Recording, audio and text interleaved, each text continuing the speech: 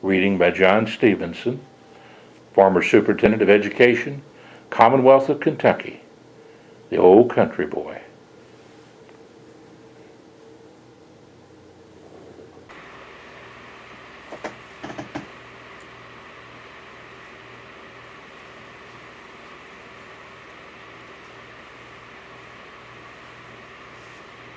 The beauty of a life spent in service for God and humanity.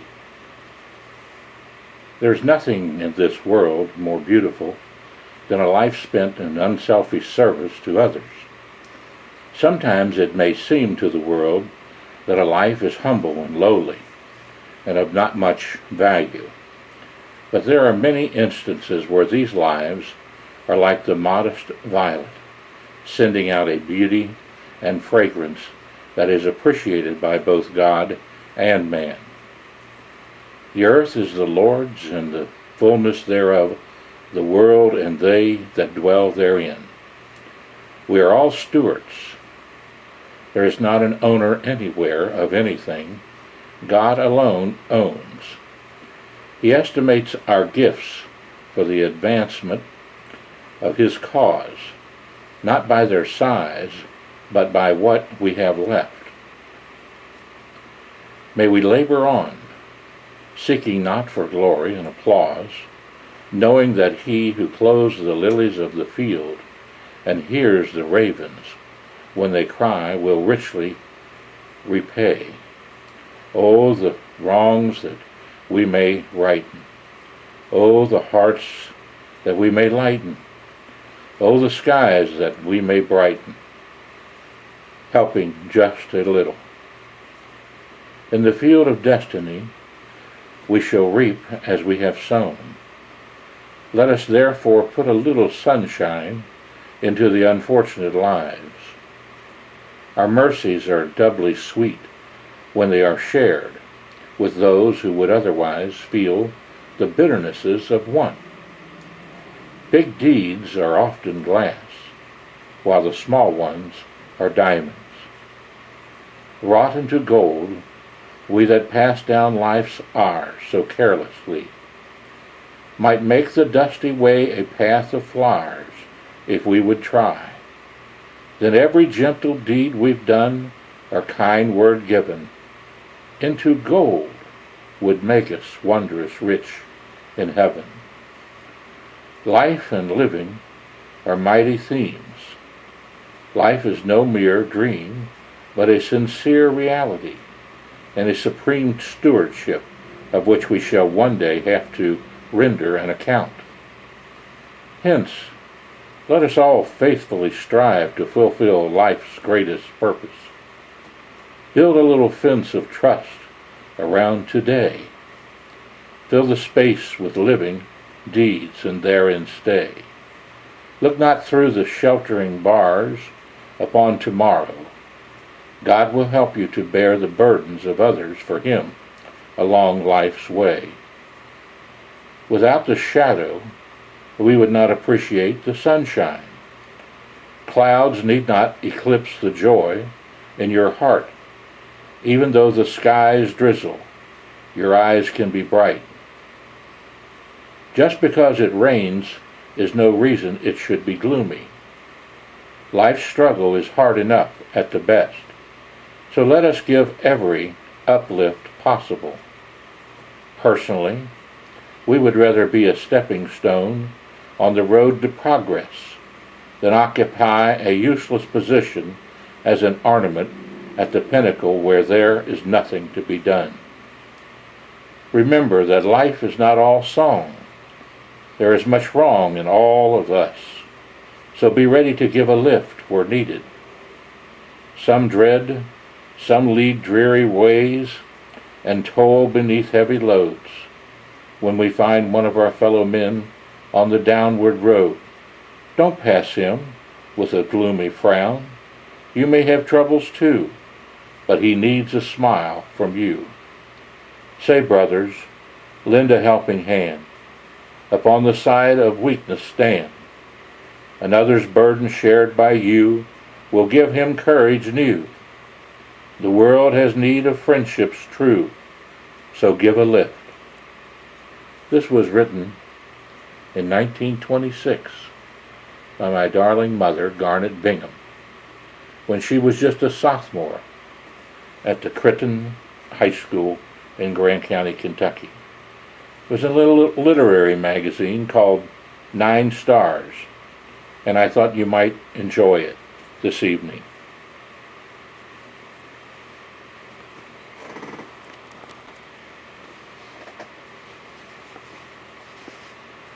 Another one I thought you might enjoy, Love in a Cottage by Garnet Bingham. Some say love in a palace is most always proud and cold, but not so with love in a cottage. It never, no never grows old. When the long day of toil is over, the homecomer's tired, weary feet scarcely enter the door of his cottage till he is welcomed with love and caresses. A tempting white table is spread ready. The best to be had is for him. Could the gouty old lord in his palace but see, his eyes with envy grow dim. Ere long we hear a noise in the bathroom. 'Tis the patter of little feet. Baby has awakened from his slumbers, and he's coming his papa to greet. The door softly opens, and on the threshold stands a brown-eyed, curly-haired boy. To him nothing is as great as papa, and all 3 hearts throb light with joy. In winter, when the evening meal is over, we gather round a cheerful fire. Reason and pleasantry talk matters over, till the curfew rings time to retire. In the summer the evenings are longest. We go in front in the cool and sit down, and watch the green cars glide down the shady street of our dear little country town. O working man, take my advice. Envy not the millionaire. You have the world's best wealth, the love of wife and child. You are far more free from care. Love in a Cottage by Garnet Bingham. Sophomore at Crittenden High School, written in 1926.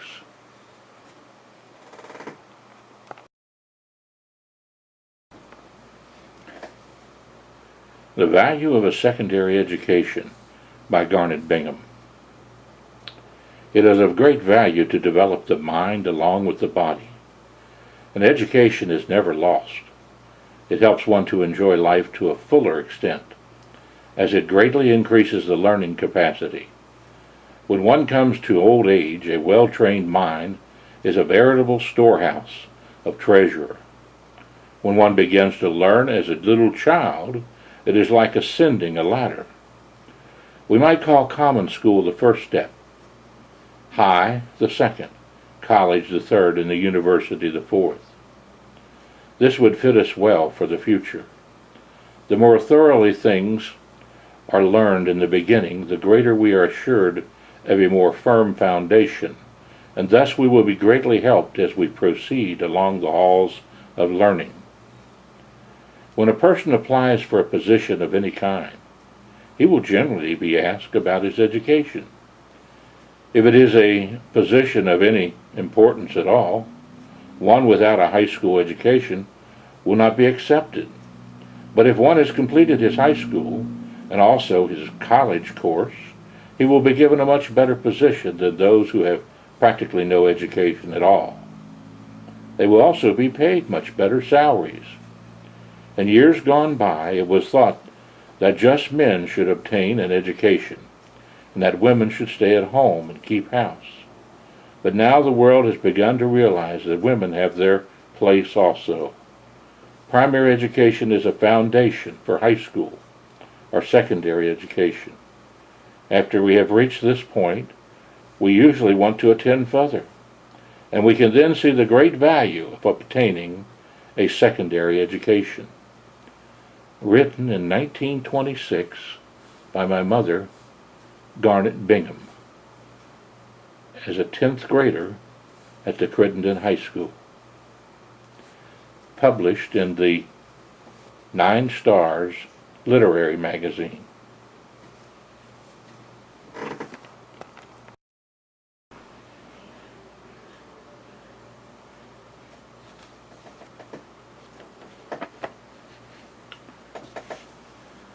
A little short story written by my mother, Garnet Bingham,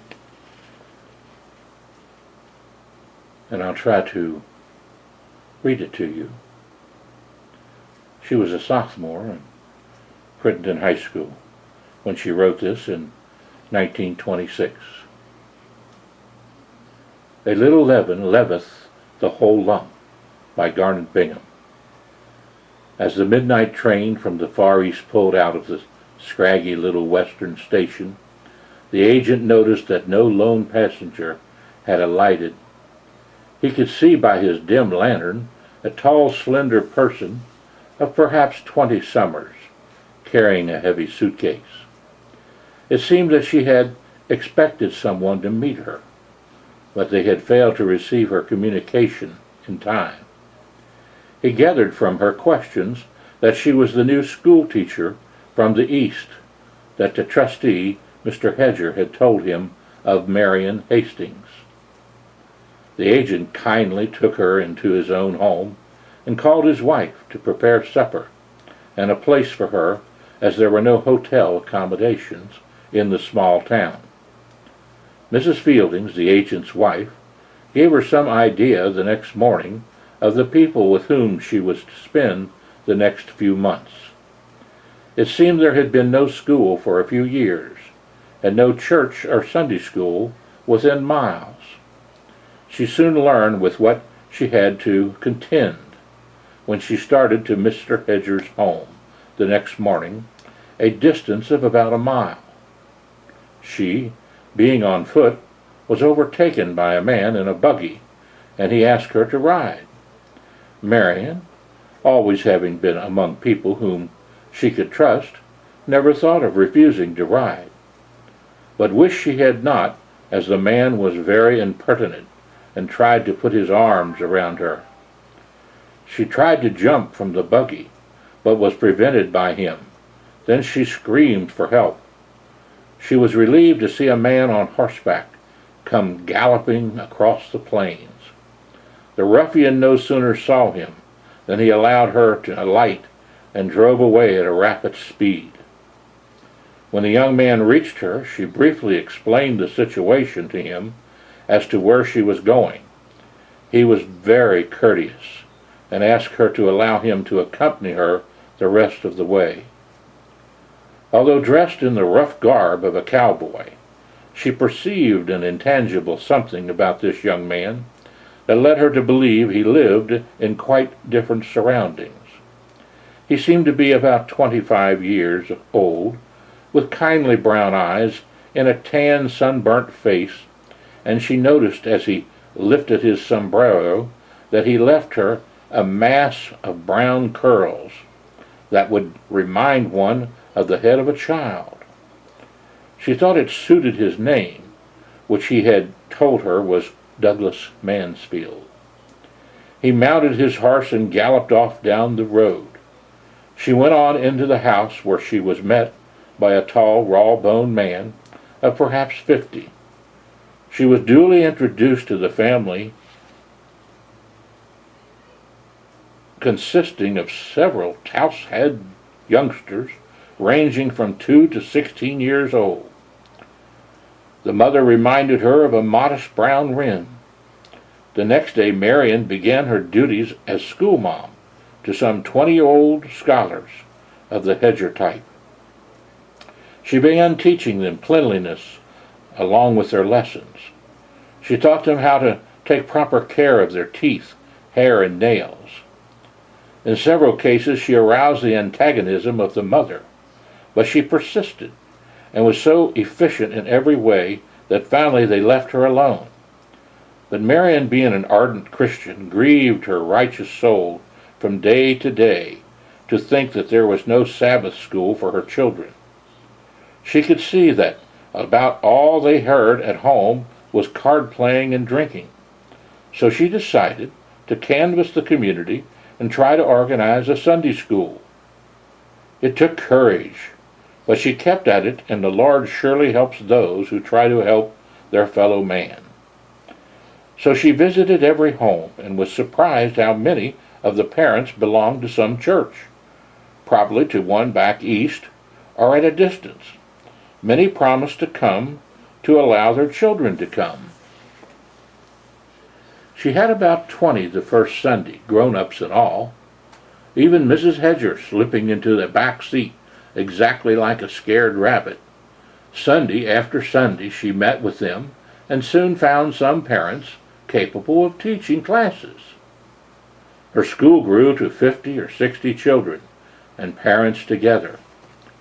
The young man, Douglas Mansfield, was a regular attendant, and she could see during some old hymn or probably a prayer that he would often be moved to tears. One evening after Sabbath school, he walked home with her and told her his story. He had been a wild, carefree youth, and had one day, under the influence of liquor and some bad companions, he had forged his father's name. Without waiting to see what would become of him, he fled to the West. It had now been more than 4 years, and he had never communicated with his home folks. The confession moved Marion very much, and she begged him to write to his mother, and she told him of the pain and silence it must cause his parents. As they were talking so earnestly, the doctor of the community drove past them, a dark, sinister man by the name of Evans, who had paid marked attention to Marion since her arrival, and had become bitter toward Mansfield as a probable rival. One Monday, some of Marion's pupils failed to arrive, and others told of their sickness. She often visited and ministered into the little suffering ones. As a consequence, was thrown into the doctor's company quite a bit, although she tried to avoid him. One day as she left one of the patients' house, she was overtaken by him. He told her of his love for her and begged her to be his wife. She refused, and after pleading in vain, he became furious, told her she loved young Mansfield, and threatened her she would never wed him. She overheard some men talking that night about the doctor at Hedger's, where she boarded. They said that he had drifted there from no one knew where, and of some of the unkind things that he was suspected of doing. He refused to go where they were too poor to pay him. In regard to religion, he was almost an infidel. Then Marion realized why she had never liked him and was glad.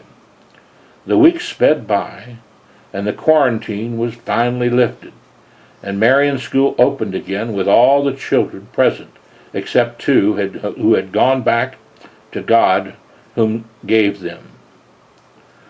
One Sunday after the Sabbath school was over, Marion broached on the subject that had long been heavy upon her heart. She pleaded with them to organize a church and build a place of worship so they would not have to meet in the schoolhouse. Their hearts being made tender by the recent affliction, they were soon persuaded. Marion had the joy of seeing a church organized with 23 baptized believers. Only 3 more weeks of Marion's school, and she was going back east. They all had learned to love her, and regretted to see the day of her departure arrive. During this time she saw much of young Mansfield, and a very little of the doctor. Although Douglas had not yet declared his love for her, he had shown his love for her in many different ways. The doctor was more morose and cynical, as another practicing physician had moved near them. Marion had met him, and he seemed to be a real Christian gentleman. Blessed indeed is that community that has a real Christian physician to minister to its needs. For while the hearts are touched and softened with the sickness and bereavement, what a glorious opportunity to minister also to the sick soul. This new doctor also promised to preach for the new church, until they could secure a regular pastor, and their place of worship was being constructed. Marion had planned an entertainment for her kiddies, in which all had parts, and they were thoroughly enjoying the preparation for it. One day, on her way from school, young Mansfield joined her and told her he had written to his parents and had heard from them. They were very anxious for him to return, declaring that they would never have permitted him to leave had they known. He was going home on the following day, Tuesday, and so now he felt free to tell of his affectionate love towards her and ask her to be his wife. Marion promised him as she returned his love, and her heart was filled and full of joy. She had known little love in her early life, for being an orphan she was reared by some of her relatives, who were relieved by her absence. She saw no more of Mansfield, but worked hard the following day to train her children to speak their parts on the program, and on Thursday was rewarded by seeing all do well.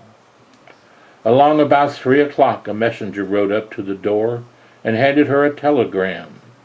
It took an effort to control herself as she read the letter from Douglas Mansfield, that he was home and his parents had persuaded him not to return. Their love affairs were all a mistake, as he had been reared in such different environment than hers. Marion felt her heart was broken, but her pride came to her rescue, and she never betrayed her true feelings to the wondering children, but dismissed them for the evening with the assurance that on the following day they would have a golden day. Although Marion spent a sleepless night of torture, she was at the schoolhouse at the appointed time Friday. The house was packed, and the doors and windows full of proud parents. All seemed so glad and happy, except poor Marion.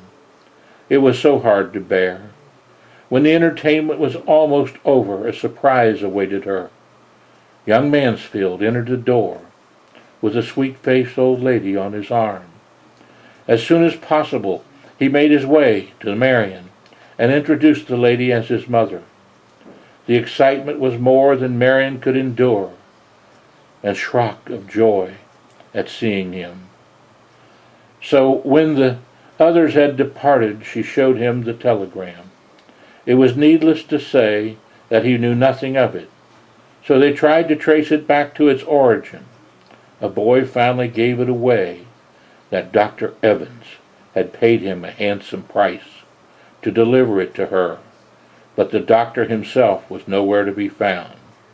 The lady where he roomed said he had left with all his belongings early that morning, and that she had heard nothing from him.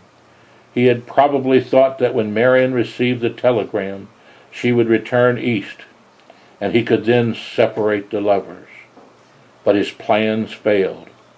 Marion left the next morning in company with her husband and his mother, for he had insisted they be married, here among the people whom she had loved and helped to raise from their backward ways. She left them with joy in her heart, conscious of being of service to God and humanity, and with the sweet strains of the song, God be with you until we meet again, coming from the hearts of her Western people. Written by my mother, Garnet Bingham Stevenson. And just thinking about our life together over the last 26 years, it'd be nice to say that everything has been peachy keen, but just like the things we saw in Europe, the peaks that were high, but there were also really low valleys. And we've been through a lot of wonderful experiences, but we've also been through some really tough times with health and finances and losing our house.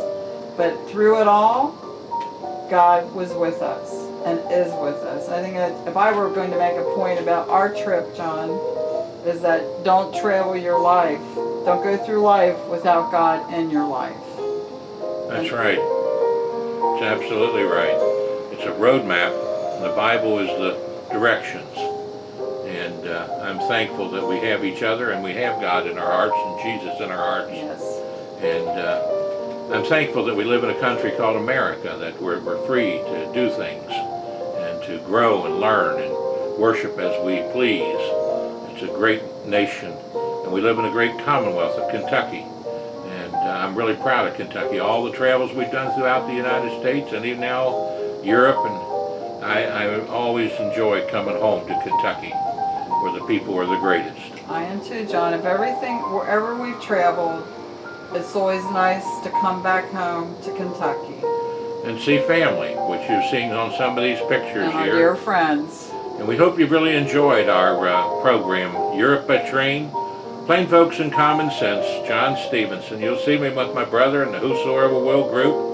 You'll see us at the flea market. Of course, you'll see us and hear us with WILK 107.5 AM or FM on the radio dial, the Tri-State Gospel Station with Gil and Jan Hammond, our best friends. And you'll see the 3 houses right there we built. Of course, one in Cherry Hill.